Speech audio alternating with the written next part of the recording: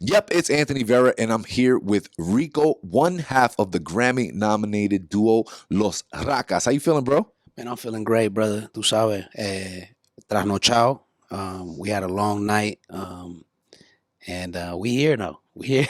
We had a long night. We just went to the Devin Haney fight, Haney Prograis at the Chase Center. It was the very first boxing fight at the Chase Center. So we did make history, and we also made history by playing Candela. It's their brand new single, and it is burning up. It's an Afrobeat song that is Latin infused. How did that song come about? Well, we got a homie from Nigeria called Big Clef. He wanted to collaborate with us, and we got in the studio. He played the beat, y de una vez las palabras ya estaban en nuestra mente, que era candela, candela, candela, prende la hierba, saca la botella, hey, candela, candela, candela, hey, quiero todo eso. It was dope. It was dope. It was a good vibe. I want to let all the DJs know and everybody in our network, we're going to be working a new record. It's called Candela, and I'm going to be sending it to you expeditiously. Yes. It's going to go down, and I wanted to talk to you about your music and how it is your formula. It's more of a fun-loving, light-hearted party vibe, and I feel like it's a lot of that is missing from music nowadays. A lot of things are mellow, a lot of things are kind of introverted and slow. How do you feel about bringing light to the world? Man, I think it just comes naturally. Somos de Panamá, y en Panamá, like, nuestra cultura es de gente rumbera. We love to party. And, also, the generation that I grew up in, it was like, feel good. We got R&B, we had different genres and different topics to talk about. And I think that that's what inspired us to just keep that good vibes and the feel good vibes. You feel me? So you were born here in the Bay. I was born over here in the Bay Area. Yep. And you left when you were 6 months old, you said? 6 months. Unheard of. Mi mamá me mandó para Panamá con una tía mía que se llama Chela, y me quedé allá hasta los 12 años. So, I'm Bay Area born, Panamanian raised, California. It's all in me. I'm the real deal. I'm not faking who I am. So you were there for like the inception of the reggaeton movement, playero movement. You heard it. You were there during the building block years, correct? Yes, I was there. When El General was popping on the boom, because that's my mom's generation. So she would play that music for me, and then I got to see when El Chombo start popping, and El Chombo inspired many people. Like Playero and different other people that created the genre now that they call reggaeton. That it started in Panama, and thank God that I was there I was able to see what was going on. I was able to live that, you know what I mean? So that style and that music is really in me. I got to see the evolution of it, where it's at today in 2023. In 2023, you got this sound called Dembo.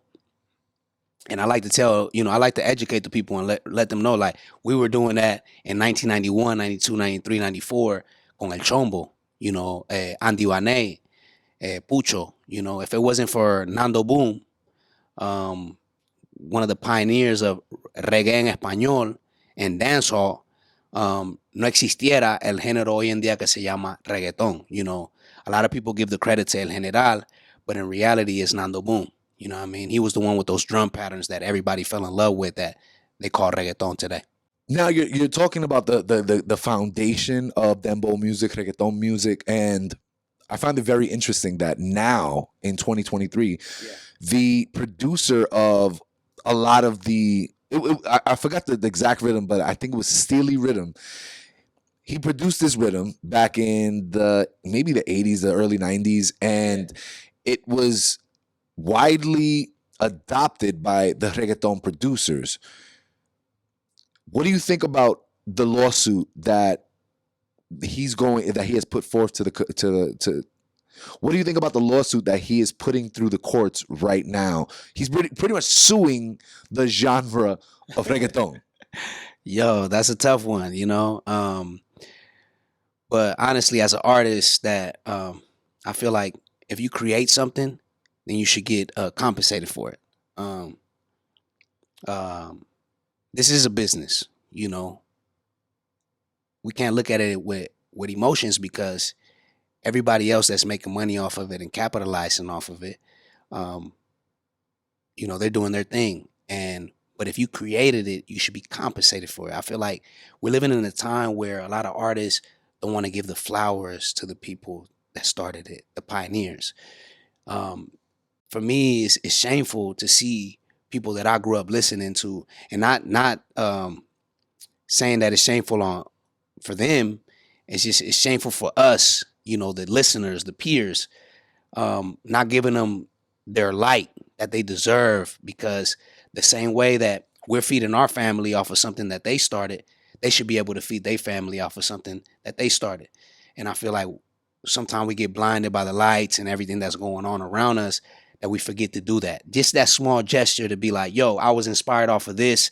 This is where it came from. This, that, and the other. That does a lot for people. Even if it's not money, it might satisfy them just internally to know that you gave them that credit for doing their thing. You know what I mean? But it's a business at the end of the day. So if you started something, I know that if you started something, you would like to get compensated for that thing. Absolutely. So I feel like it's only right, I do find it interesting that he could have put the suit out a very long time ago. In the Daddy Yankee days, in the Don Omar days, the early days of reggaeton, but he chose to let it blossom. Yeah. He chose to let it flourish. Yes. And be the number one streamed music in the world, or one of the top streamed musics in the world. Yeah. He held it back. Okay. I feel like it was a very calculated move. Because he could have had a $3 million suit, he could have had a $5 million suit, but now we're talking about almost $1 billion. Like, we're talking about pretty much $1 billion that he could be, getting for this. Do you think that was the right thing to do? Okay. As a businessman, I think it was the right thing to do, because you're gonna let it keep bubbling. You want to make the most out of, if you're gonna sue somebody, you want to make the most out of it. So you don't want to like let it drizzle a little bit and then sue and then only get a 500,000 when you could get $1 billion. It makes sense. It does make sense. And, I do hope that he does get what's coming to him, because a lot of music has come out from, and it comes out daily, and it's become a global movement. So now that Afro beats has become a global movement, how do you fit that into the music that you're doing now? Okay, I just feel like Afrobeat, it reminds me a lot of dance hall, reminds me a lot of Jamaican music, and but with his own twist. So when it comes to me doing what I do, I'm from Panama, and my background is Jamaican, and that's how the whole reggae en español, reggaeton started. It's just only natural for me to hop on an Afrobeat and do my thing. One of the countries that really accepted Afrobeat first in Latin America was Panama. And Burna Boy did an interview where he explained that like one of the countries that really embraced me first was Panama. So, and the reason why we did, because it's just right up our culture. It fits perfectly with what we do, what our sound is, and who we are. And that's why for us, it just comes natural when we do an Afro beat. It's not like we're trying to be something that we're not. It's just naturally in us, You were featured, Los Rakas was featured on FIFA. Which year was that? So we were featuring 2 different FIFAs. I can't remember the first one, but the last one, maybe it was 2021, 2022. I forget too, but it was with the cover with Mbappe. Yeah. And we got 2 songs on there. We got the song called Hot, and then we got another song called 1, 2, 3. How exactly did that transpire? Because being on a video game platform is a huge feat. How did that come about? For sure. We got our licensing company that pitched it, and it worked. You know what I'm saying? And we play FIFA, so that's the most beautiful thing. It's like we really live this. You know what I mean? And we were chosen for something that we actually live, and something that we've been playing since 1998. I love FIFA. It's one of my favorite video games. We do it when we on tour, when we traveling. It's a big ass competition. You feel me? So yeah, I love it. Now we linked up in New York a few years ago, yeah. a while back, and we've had some crazy times, bro. Should I post the video? Don't post the videos. A lot has happened. Yeah. In the meantime, what has been some of the biggest feats that you have, accomplished in the last 5 years? Like featurings? Just the biggest bullet points in your career. Bullet points. Yeah. Okay, I'm gonna give you the ones that come off top because there's so many that I forget about. I feel like as Los Rakas, and shout out to our brother Platano man too. You know what I mean? That's put all of this together. One of our biggest is that we were the first urban Spanish speaking artists to perform at Coachella. We did build that bridge and open up that lane for all these mainstream artists now to walk on. We were Grammy nominated in 2017 for Best Latin Rock Alternative and Urban Album.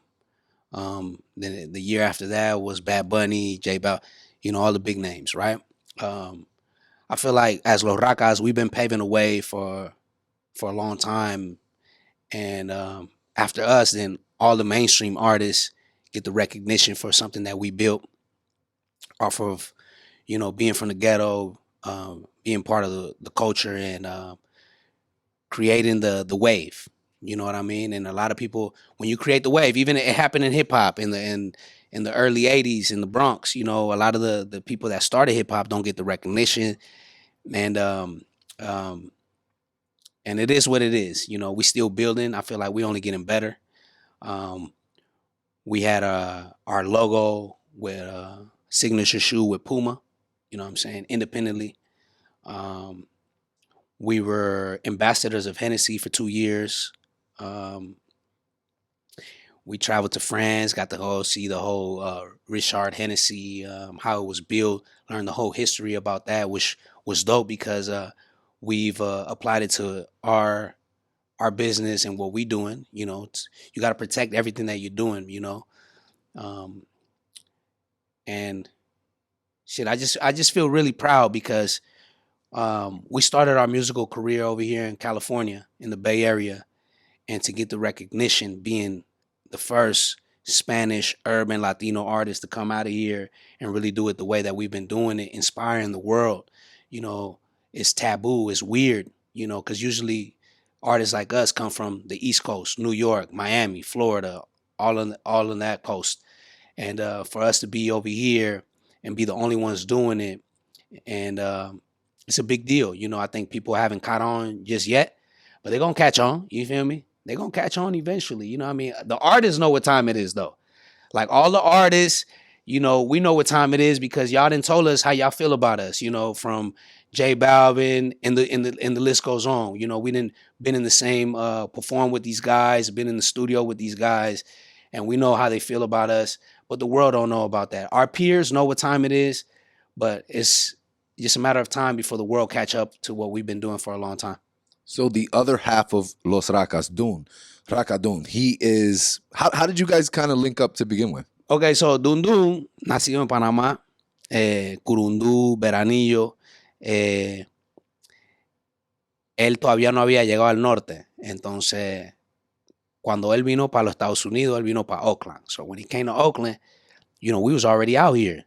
So we were waiting for another Panamanian nigga to come through, and we were ready to embrace him because it was like it's not many of us. Our community out here in California is so small, and so any other Panamanian that could relate to our culture, we're gonna embrace it real quick. And he's our cousin, but I never had met him before, So when he finally got over here, we hit it off immediately because we small. So Rakadun started making music out here in Oakland, in the community centers, expressing himself about being an immigrant and not being able to see his mom. And people really gravitated to that because his energy, you could feel his energy when he was making music and when he was performing. And for a long time, we were performing in different high schools. We'll perform in Spanish in all the high schools. Go to the rap shows and perform in Spanish, and everybody will be blown away because they're like, "Yo, but they black. what are they? Yo, what's going on? Like they rapping in Spanish. They couldn't understand what was going on, but we felt free to be ourselves and express ourselves. And I think that by us doing that, we were the first crossover in the urban Spanish music. We were the first ones to cross over with the American market because we understood where they came from because we went to school with them. But at the same time, we didn't want to let go of our culture. So, we knew how to balance it out where we could give them exactly what they wanted and what they liked, but also, you can't give them too much of what you like. You got to balance it out. You know what I mean? And I felt like we were able to create that formula, and now people are using the formula that we created, to kind of spread the Spanish music, the urban music around the world. I do feel like Panamanian culture is not necessarily mainstream. It's not really talked about. It's, when you think about Latin music, it's generally Dominican, Puerto Rican, Colombian. Those are kind of like the main countries that get shined on. What is a Panamanian breakfast? A Panamanian breakfast, depende, porque no todo el mundo tiene dinero, así que de repente a lo mejor es arroz con huevo. You know what I'm saying? You might get your tortilla, your Panamanian tortilla with some carimañola or an hojalda with some eggs. Of course, like my Dominican niggas, we got the plátanos, you know what I'm saying? The patacones, but y'all niggas call it tostones, but in Panama le llamamos patacones. Just poor people food, man, that is actually good for you. You know what I'm saying? Grows from the earth, and we eat it, and it satisfies us. So, yeah. I think that there's so much to learn from Panamanian culture that we don't necessarily hear about. We don't see it, and I would really like for you guys to keep pushing and keep going because we're gonna keep pushing it and keep going because at the end of the day, I feel like Panamanian culture, we represent Black culture for Latin America. No disrespect to the Dominicans because we love Dominican people, brother. The Dominicans have always embraced us. Like, if you check out our collaborations, it's been with mostly Dominicans, Vaquero, Mafio, Amara la Negra, etcétera. You know what I mean? Pero siento que a veces los dominicanos no son, discúlpame, Villano Sam también, pero siento que a veces los dominicanos no son orgullosos de ser negro. I'm not black, yo no soy negro. And the reason why I say that because we did interviews in New York and with the Dominican people, and they would clown El Negrito Dum Dum because they'd be like, "You look like a Haitian," and I'm like, "You look like a Haitian too. What are you talking about, bruh?" Yeah, that line is really fine, bro. That's a really fine line right there. Yeah. That border is right there. It's right there, and it's like we actually all are one. You know what I mean? But I feel like Panamanians, we've embraced being negros. You know what I mean? And I feel like the Dominicans still struggling with that. I feel like a big reason for that, and I could be wrong, but they make you kind of hate yourself. The mainstream America makes you hate yourself because they beat on us. They do. They beat, and I say us because I'm light skinned, but my grandfather was blacker than everybody. For sure. but they beat on us. They put us down. They make us feel like we're less than. Yeah. So the lighter skin you are, you feel like you're more mainstream. So it's a self-hating thing that we do have to change about ourselves. We have to embrace our skin color, whatever shade it is, because our culture is now running the world. It is. Our culture is now running the world. Do you understand what I'm telling you right now? Our culture is running the world. When you look at Latin, these mainstream companies, they're looking at Latin culture to sell. We are a huge market. We have a lot of sex, so we have a large population. I'm being real. So I just want everybody to know that there's a lot more coming from Puerto Rico, Santo Domingo, Panama, Colombia, Ecuador, Mexico. Like Mexico is now dropping in the reggaeton genre with Peso Pluma and with Banda and all that. Like it's now becoming mainstream. So guys, you fucked up by letting us through the door. Yeah. We're gonna keep pushing that shit down. Yeah. Yeah. And embrace who you are. Don't be ashamed of who you are. You know what I mean? At the end of the day, you know, who you are makes you different, makes you special. And that's why I rep who I am. You know what I mean? Los Rakas somos de Panamá, afro-latino, representando la cultura. Eh, Especialmente, I feel like somos embajadores. We're ambassadors of Panamanian music because a lot of people don't know about it. And it's like, I could be selfish and be like, well, we from Panama and not talk about the people that inspire me that I feel like are still relevant in my ear. Like, I feel like even though their music might be from the 90s, I feel like in 2023, that shit is still brand new because in 2023, we hear Dominican Dembow, that's music that we did in 1993. We hear reggaeton from Puerto Rico that we started in 1993. And then they switched it up and made it more melodic and romantic style in 2001, 2003, when Eddie Loba y La Factoría, Predicador came through and they switched it up a little bit. They made those drum patterns slower and more romantic.